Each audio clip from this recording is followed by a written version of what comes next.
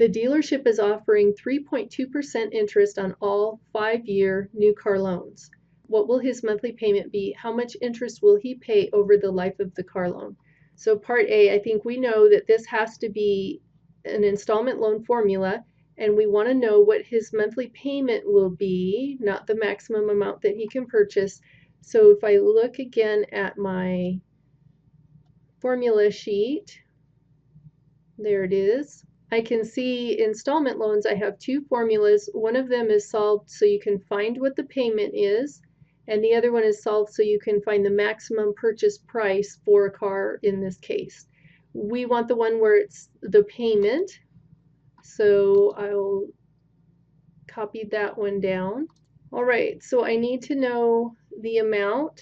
I think that's the $21,500 there. And I need to know the rate. That's right there. And ooh, there's a time, but it's written as an English word, so kind of watch for that. Time equals 5. That's from right there, 5-year new car loans. And N, because we're asking for a monthly payment, that's going to have to be a 12. There it is. I think that's all the things I need. So I can find his payment.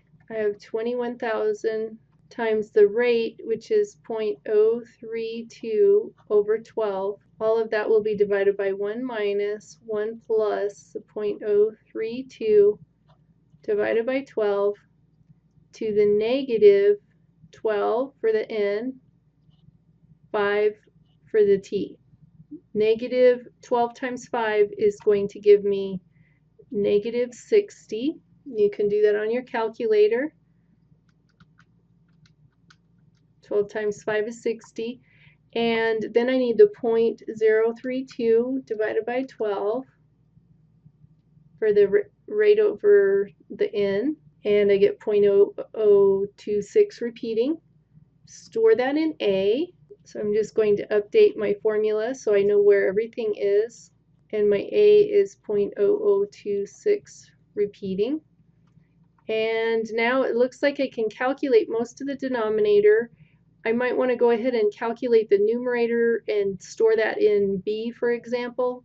And so I think I'll go ahead and do that. I have the R over N on my calculator, so I just need to multiply by 21,500 and store that in B.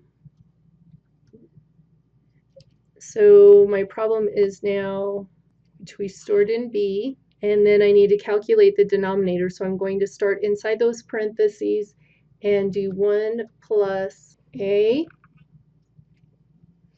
equals, and that's the part in the parentheses. I have to raise that to the negative. Remember, use that minus button on the bottom, the one in parentheses. So negative 60, and that gives me parentheses part 2, the negative 60th. Now I just have to take 1 minus that quantity I just found.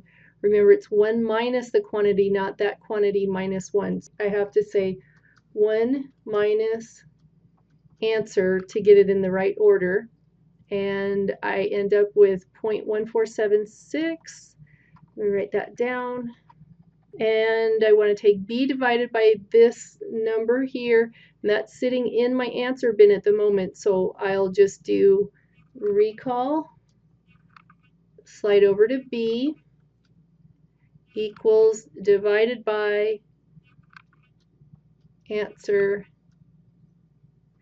I get 388.24, and the next digit is a 0, so I'm just going to leave it as a 0.24. So my payment is $388.24 per month for his. And part B, how much interest will he pay over the life of the loan? To figure that out, we want to know how much is he going to pay for over the life of the loan. And that's going to be his payment, as always, times N times T. And his payment is $388.24. And we'll definitely want to use it in its rounded form, because there's no way that Ed can make a payment with fractions of a cent. He'll have to do the exact 388.24. And then the N times T we already calculated right here, which was a 12 times 5. So we know that's 60.